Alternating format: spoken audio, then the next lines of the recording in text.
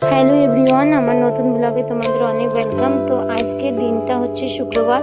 শুক্রবার দিনটা একটু পুজো পাঠ করার জন্য অনেকটাই টাইম লাগে।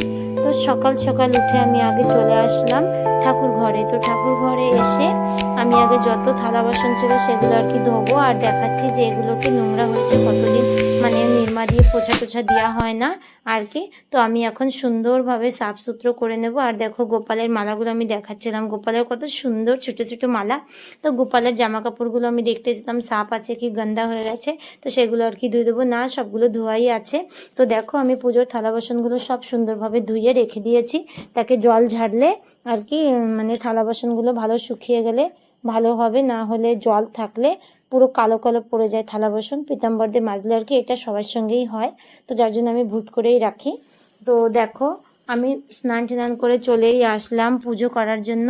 তো দেখতেই পাচ্ছ আমি এখন গপু সোনাকে রেডি করছি। গপুর স্নান হয়ে গেছে, আর দেখো এত সুন্দর না গপু সোনা। আর আমাদের ঘরে যেন দুটো গোপাল আছে, একটা আমার বড় মেয়ের আর একটা হচ্ছে ছোট মেয়ের, মানে দাদার মেয়ের।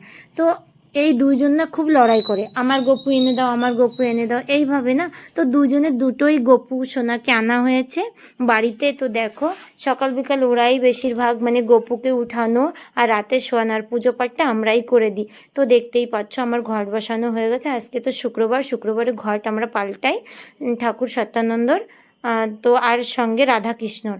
তো আমার এই যে ফাইনালি পুজোটা হয়ে গেছে। আর দেখো সবাই এই কথাটা কিন্তু আমার এই ভিডিওটা দেখে বলবে কি পুজো করার সময়ও নাকি ভিডিও করে।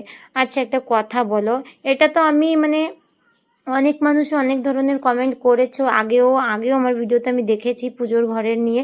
তোমরা নানান ধরনের কমেন্টও আমাকে করেছো, অনেক মানুষ অনেক কিছু মুখেও বলেছে কি পুজো করো না ভিডিও করো।